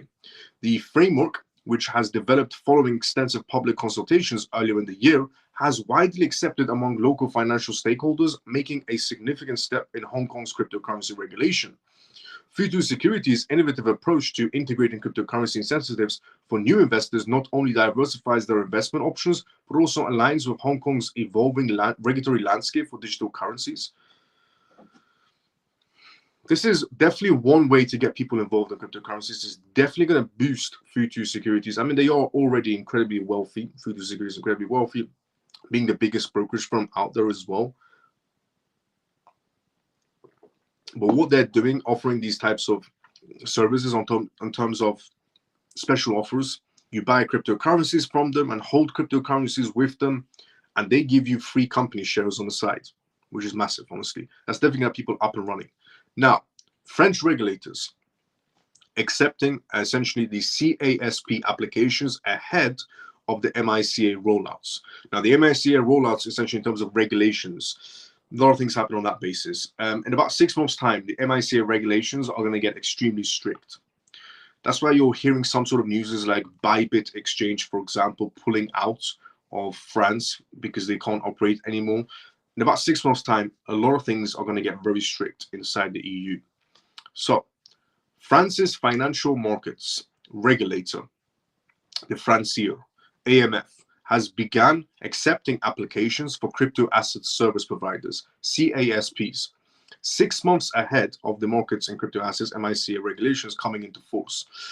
Beginning on December 3rd, firms that provide any of the 10 crypto-related services will be required to have a CASP authorization that will impose uniform rules for anti-money laundering and counter-essential financings of cybersecurity and other aspects of doing business. France is getting a head start on the European rules. They're getting a massive head start on the European rules. The MICA requirements will replace France's Action Plan for Business Growth and Transformation regime. Firms whose activities were not previously subject to regulation or have digital asset services provide authorization under the PACTE will have until July 1st, 2026 to transition to the CASP authorization. There are over 100 crypto firms. These firms will not have a European passport to allow them to operate in other European countries until they receive a CASP authorization under the MICA authorization in one EU country, and it gives a firm a right to operate in any of them, the AMFA noted. The requirements set by the European legislators for MICA authorizations are more stringent than those essentially from the French legislations. The AMF therefore encourages interested parties to prepare as early as possible, We are moving incredibly quick into regulations. And if you're again thinking that only this applies, this applies to France only, it doesn't apply to me if I'm in a different jurisdiction. Now, this applies to the EU in general. And if you're thinking to yourself, well, the EU doesn't apply to me either. No, it does, because EU is a G20 country. And if you live in a G20 country, that could be the UK, that could be Canada, that could be US, that could be Australia, or whatever, in terms of a G20 country, you would fall under the same sort of regulations later on, because they're going to be very similar. The AMF has been preparing in advance for transitions to MICA-based regulations. It began harmonizing national rules for MICA regulations and planning measures to ease the transition of the DSAPs into CSAP status in 2023. Crypto firms are striving to keep up. Some firms have already taken steps to comply with the coming MICA regulations. USDC coin issuer Circle, for example, announced in July that it had become an MICA compliant and would locate its European headquarters in France. It already had a DSAP registration. The same thing when I said a very long time ago that if you want to look where your country is headed, look at China in terms of CBDCs. Well, if you want to know where your G20 country is headed in the Western world, just look at the EU, because the EU is moving very quickly towards regulations, very strict regulations as well. But on the same basis that I said, look at, a very long time ago, I said, look at China if you want to see where your country is headed in terms of CBDCs. In China at that time being the only one with CBDCs, social credit systems and so on. It's the same thing, if you want to see where your country is headed in the Western field, just look at the EU. Wherever the EU is headed is basically where the UK is headed, where Canada, Australia, the US, or G20 countries are headed on a similar basis. Now, XRP lawsuit update is what we're going to go through next on tonight's live show. But before we go through that, let's go inside the comment section. Let's see where we were.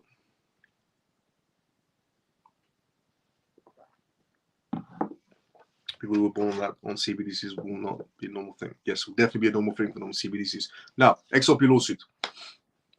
This is what essentially Billo wanted to know as well while joining the live show. Ripple confident on fair remedies, ruling against the SEC. The XRP lawsuit update so far. The ongoing legal battle between Ripple and the SEC has gained significant interest lately.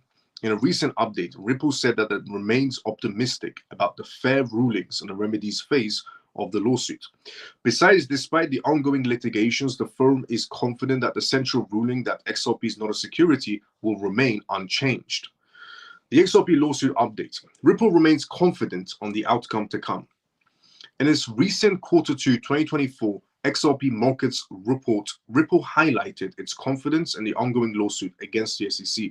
The firm noted that on its report that just recently came out that July 13th marked the one-year anniversary of Ripple's landmark win against the SEC. This was a monumental moment for the industry, resulting in a regulatory clarity for XRP. In addition, the company remains optimistic that the judge will approach the remedies phase fairly, ensuring that the central ruling about the crypto status as a non-security remains intact.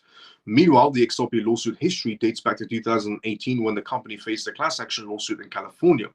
Recently, the California court dismissed all class claims based on both federal and state laws. However, an individual state law claim remains but is considered material by the firm. The dismissal represents a significant legal victory for the company and the strength in its position in the ongoing battle with the SEC. Now, moving on to the speculation side. Speculation soars over SEC lawsuit conclusion.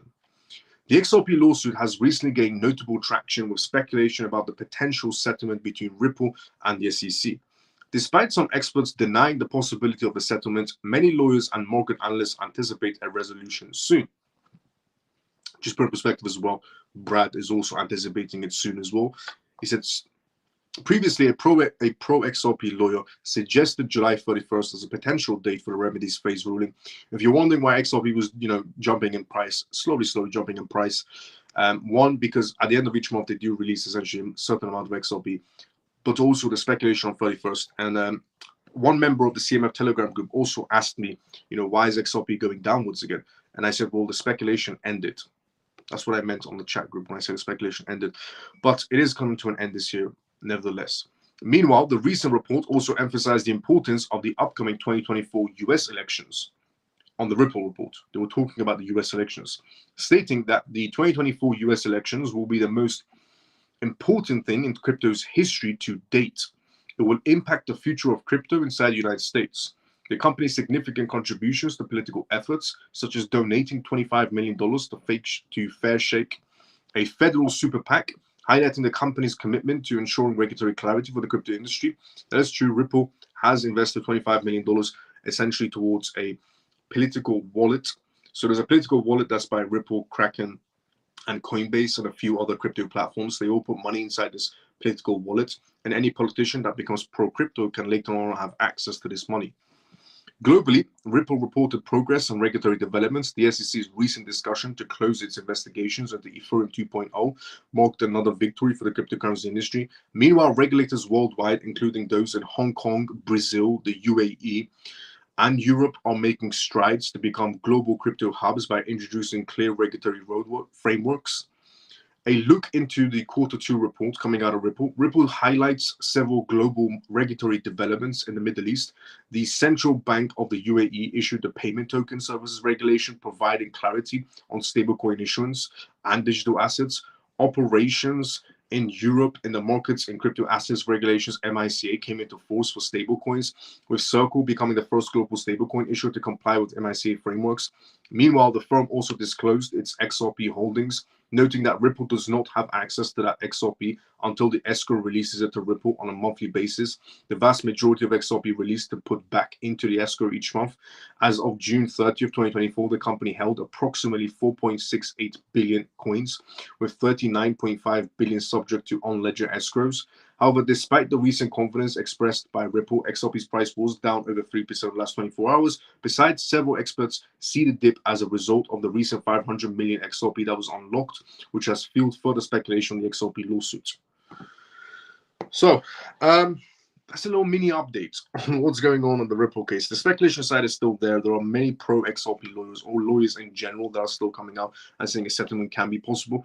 But then there's that other basis that settlement can't be possible at this stage of the case, where the matter lies. In my point of view, we're just going to get a ruling from the judge, which will be better than a settlement. If we just get a ruling from the judge, and I don't believe Gary Gensler in any sort of a way is going to be trying to countersue or appeal this in any sort of situation.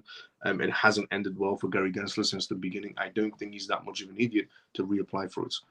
And here's also some matter on the CBDC situation.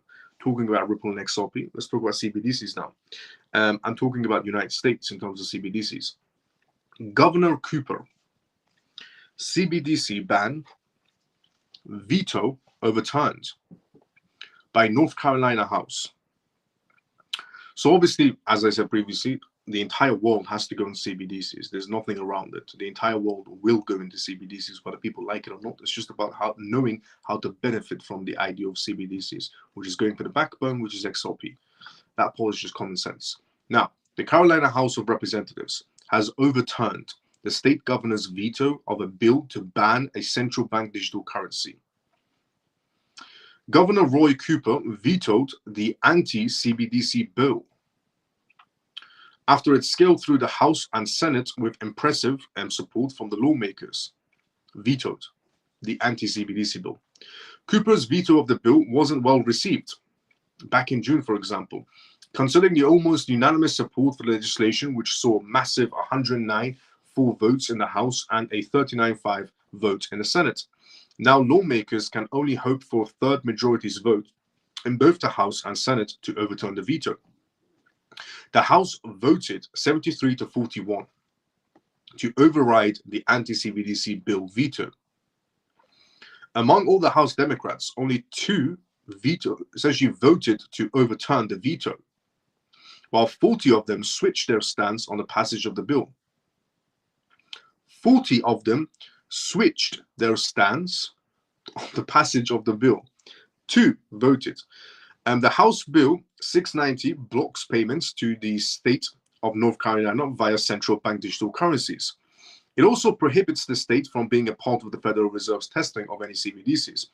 Following Wednesday's House vetoes, which met the 3/5 supermajority required to override the governor's veto, the bill will be essentially proceeding to the Senate, where a potential override veto or a vote could repeal essentially the executed decision.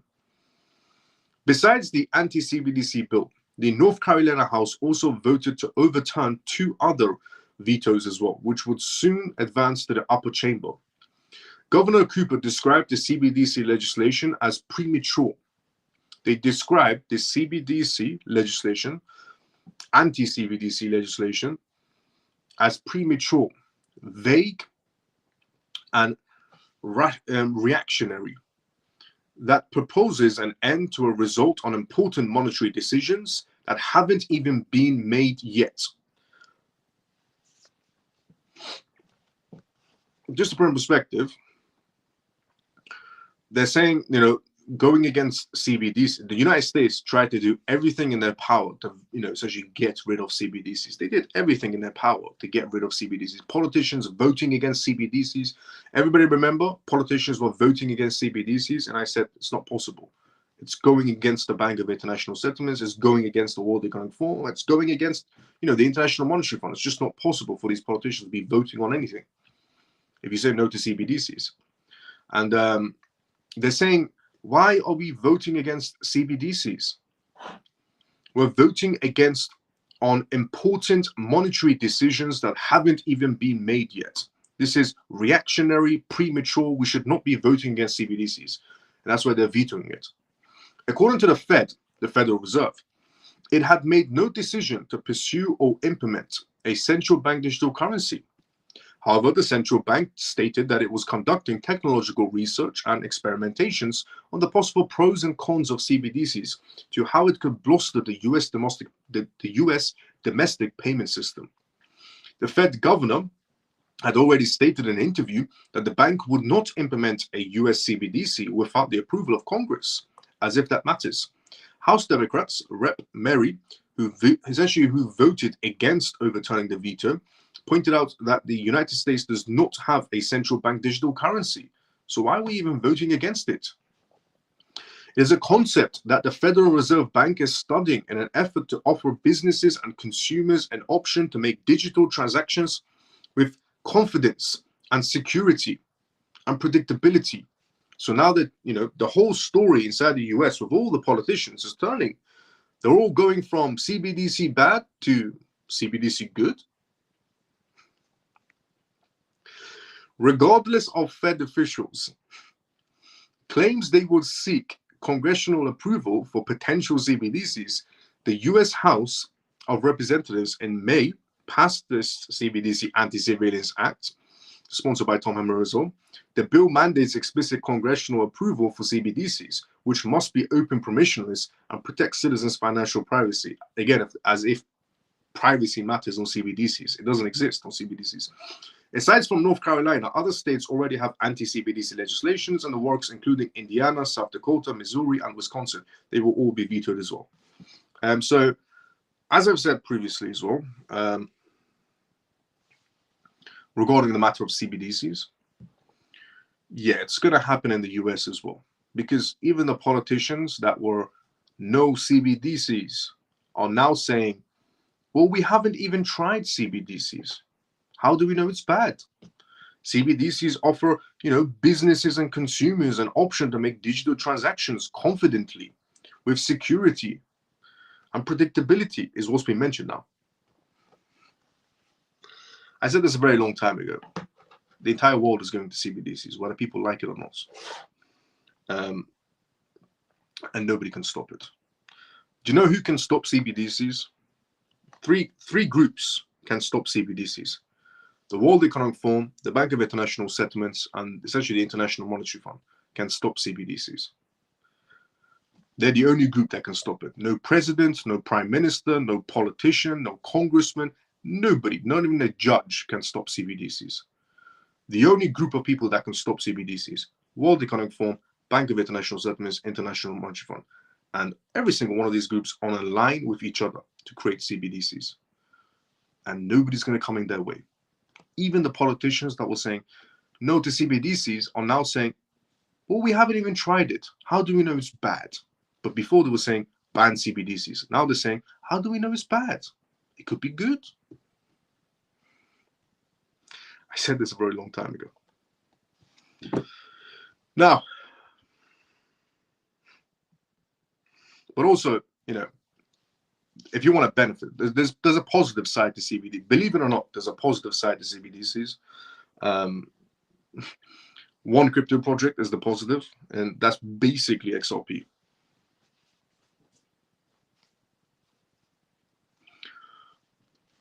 one crypto project, you can benefit from those CBDCs. So the only positive of CBDCs is XRP. The only positive is XRP when it comes to CBDCs, because it's the backbone, it's the underlying backbone of CBDCs. 24,000 crypto projects, only one has a CBDC platform that's being used. Multiple crypto projects in the AI category, gaming category, Web3 category, data category. 24,000 crypto projects, so many categories. Everybody has competition. One project is doing essential CBDCs, has a CBDC platform, has won multiple CBDC awards, is with the Bank of International Settlements, done multiple events at the World Economic Forum, and that's your positive. There's only one positive with CBDCs, XRP. So it's either be on CBDCs or benefit from other people being on CBDCs. I would rather choose to benefit from other people being on CBDCs. And I understand that we cannot stop CBDCs. The people cannot stop CBDCs. The retail section cannot stop CBDCs. Politicians can't stop CBDCs. Congressmen can't stop CBDCs. Judges can't stop CBDCs. Prime ministers can't stop CBDCs. Not even presidents can stop CBDCs. Because the three groups that are leading CBDCs are more powerful than any of these people put together. It's just the truth. The faster you realize, the better it is. And with the US going anti-CBDC, and now they're saying, well, how do we know CBDCs are bad? They could be good. But before, the stance in the US was, when they were coming out trying to create the anti-CBDC and so on. And I said, when they were voting for anti-CBDCs, it won't last. My exact words were, every video that I do is recorded and it's posted automatically. My exact words were, it won't last. We're going in CBDCs. I said, nobody can stop it. And then now you have the politicians coming out and saying, well, CBDs in the US, and they're vetoing the anti-CBDC. And say, well, it could be good. We don't know. We're just, acting out of reactions and emotions on CBDCs. It could be good for CBDCs. And I saw this coming from 10 miles down the road before they even announced it could be good. I said this before. Now, let's go to the comment section first. Let's see where we were. People, and again, the positive is XRP on this matter. You said this would happen, Miles. Crypto influencer BitBoy Ben Armstrong is under investigations by the CFTC for his promotion of multiple cryptocurrencies.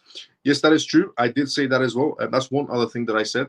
Any crypto influencer that is promoting random crypto projects to people willingly, knowing that it's full-on scam, crypto influencers, they're being investigated. Now, you might not look like you're being investigated, but you are. And if you are a crypto influencer that's randomly promoting crypto projects, fully well knowing that they're scams, because you get crypto influencers, for example, that promote scams, and then they go, oh, I never knew it was a scam, but you did. And if you genuinely didn't know you were promoting a scam, then you're a moron, because that means you don't do the correct research. Genuinely. Because I've seen crypto influencers. One particular case was the crypto project Shiboni Ninja or something it was called, or some other crypto project, and it tanked. What was it? It was similar to Chainlink, but it was called something else, and it completely tanked. The project just completely tanked. And crypto influencers that were promoting this crypto project came out and said, well, I didn't know it was a scam. I got scammed also. But that just shows you that, you don't know how to do the correct research as well. So how are you telling other people how to do correct research when you can't even tell a difference between a scam project or not? If somebody comes to me and goes, Shiboni Ninja, I don't even have to look at the website of that crypto project. Just from the start, from the name, Shiboni Ninja, do you think I'm going to go, yes, legitimate crypto asset? It's called Shiboni Ninja. Or if somebody comes to me and goes, Camel Token, I'm going to go, yes, legitimate. Just from the name, you can tell. So you don't have to be a rocket scientist. You don't have to be a genius to figure out if a particular crypto project is bad. Just from the name, sometimes you can tell. You can look at their website, you can look at their white paper, you can look at their team in the video calls. One person was promoting a crypto scam from this crypto. I'm not going to name the crypto influencers, but one person was promoting a crypto scam on purpose. And then when people asked him what happened to that crypto project, he said, and then people said, who is the director of that company? Who is the director of this crypto platform? And the crypto influencer said, well, you know, the person has a very traditional name. He has a very Muslim name, apparently. He has a very Muslim name, and he doesn't want his name to be out there in the public. So I never knew what his name was, because he didn't want to put his name on company's house because people might make fun of him. How's that a genuine excuse? This director of the company that you're promoting didn't want to put his name on company's house because he had a Muslim name and people make fun of him. Have you seen the names on company's house? But that these are the excuses crypto influencers are using when the projects they were promoting tanked. The director of the company had an embarrassing name, or I didn't know it was a scam. It was called Shiboni Ninja. How did you not know it was a scam? It was a bigger question. So it's just funny. And I said that there is a particular group that set up the UK, the US, the UK, US, Australia, and the EU have come together. And even Dubai, they've come together and they created an action task force to crack down on crypto scams. But not just crypto scams, but on crypto influencers as well.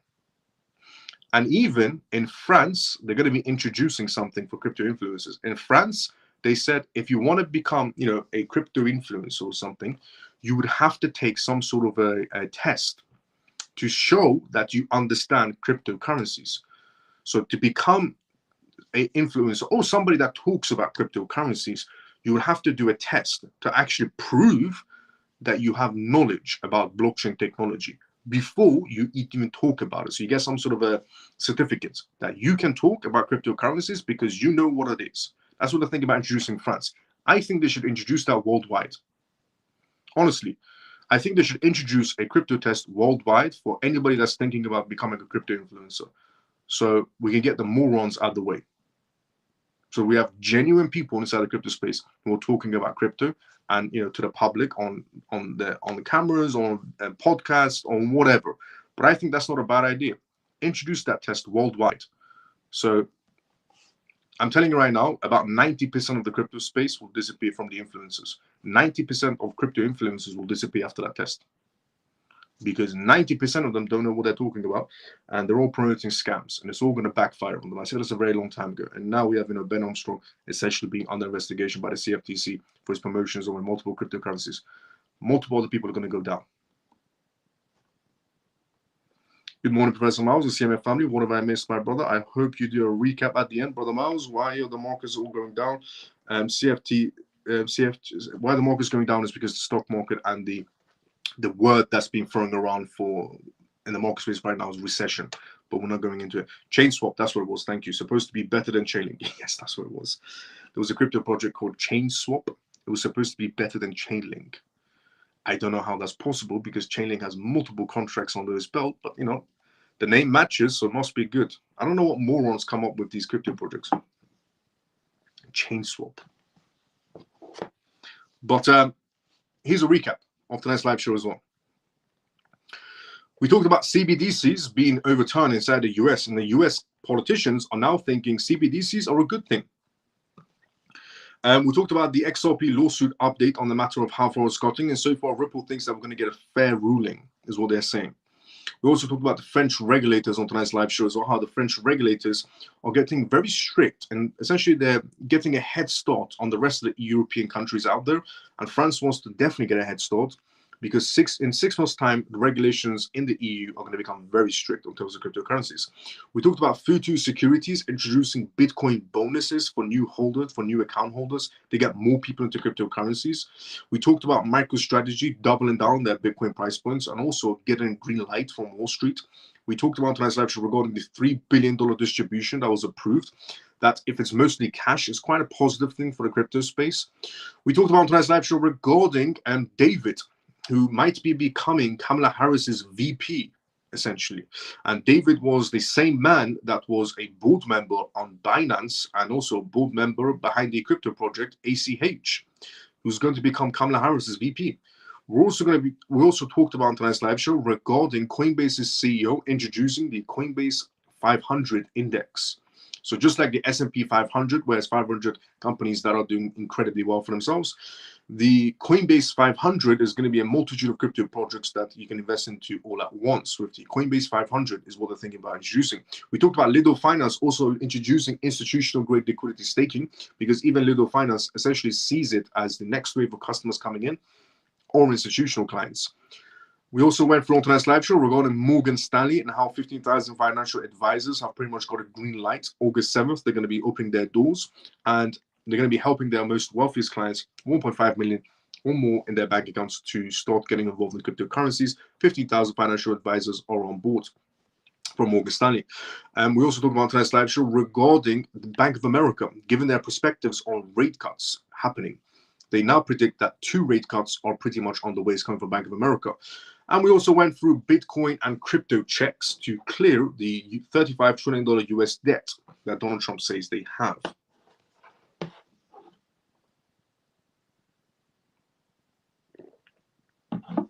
And Donald Trump is actually announcing that not only Bitcoin can clear the US national debt, but crypto in general can as well, which is good to hear as well, because crypto in general can, not just Bitcoin. So, if you enjoyed this live show, drop a follow, drop a like, and tune into it every single night. We have officially come to the endings of tonight's live show. That was the gist of all the things that we meant from tonight's live show, Funky Brother.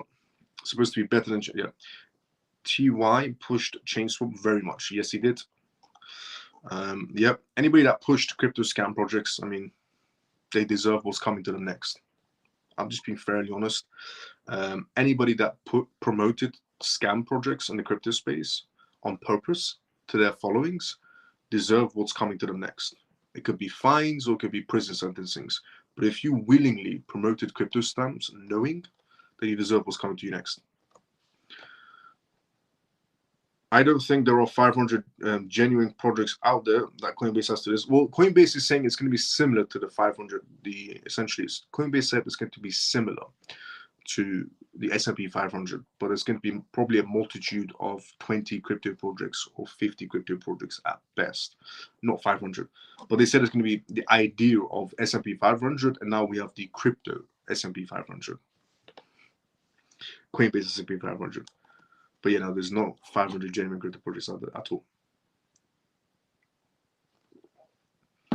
So we have reached the endings of tonight's live show. And if you enjoyed this live show, drop a follow, drop a like, and tune into it every single night. If you're watching us on X, drop a follow, drop a like on X, and retweet. Drop a comment as well if you want. It helps with the algorithm. If you're watching us on YouTube, drop a like, subscribe if you enjoy this live show. You can tune into this live show every single night. 11:25 p.m. onwards, UK time. We also have a Telegram group as well called Crypto Mouse Family. Amazing place to be in. Everybody inside the comment section is inside that Telegram group, and everybody's very respectful to one another. So incredible place to be in. Good night, Miles and family. Great love as usual. Thanks, a good one. See you all tomorrow. Ian, see you tomorrow. Ian, thank you so much for the £10 donation as well to the CMF hedge fund today as well. Good night, Miles and CMF. Thanks for the great light. Thanks for the great info, Miles. Let's go free and forever. See you tomorrow, sometimes usual. Thank you, Miles and CMF. Good night and see you tomorrow night. Mike, see you tomorrow, sometimes usual as well, brother. And Ian, thank you so much for the £10 donation to the CMF hedge fund as well. I will be seeing everybody tomorrow, same timing as usual. Good night, Miles and CMF. Orphan, see you tomorrow, sometimes usual. I'll see everybody tomorrow, same timing as usual. Everybody have a great day or a good night, depending on where you are around the world. Good night, Miles. Emmanuel, see you tomorrow, same time as usual. See everybody tomorrow, same time as usual. Everybody have a great day or a good night, depending on where you are around the world. CMF, see you tomorrow, same time as usual. So what was that about the CMF hedge fund? Yeah, we got a CMF hedge fund happening. It's in progress is what's going on. So that was a donation to the CMF hedge fund. You can donate for the YouTube channel, in other words. But there's more, Funky Brother, there's more on the CMF hedge fund on Telegram. Take care, Miles and CMF. Ray, see you tomorrow, same time as usual. Zinfin, brother, how are you? I'm doing great. Zinfin, how you doing? Zinfin, you tuned in at the end of the live show. I'm ending the live show in about 1 minute. You tuned in at the end, brother. But good to see you as well. How you doing? The live show starts at 11:25 p.m. onwards, UK time. So 11:30 if you tune in, you pretty much end the live show every single night. But good to see you. How you been, Zinfin? Have you started the hedge fund? Not yet, no. No problem, Miles. It's for all of us. Let's go, Ian. I will see everybody tomorrow, same timing as usual. Everybody have a great day or a good night, depending on where you're around the world. CMF, see you tomorrow, same time as usual. Also, very soon, we're going to have some major announcements in the CMF as well. More to come on that. Noted, bro. Let's go, Zinfin. But yeah, we have some major announcements that's coming to the CMF as well. But more on that once I'm allowed to say something about it. But major announcements are coming as well for the CMF. Peace. Zinfin. See you, brother, tomorrow, same timing as usual. I'll see everybody tomorrow, same time as usual. Everybody have a great time, a great day, depending on where you're around the world.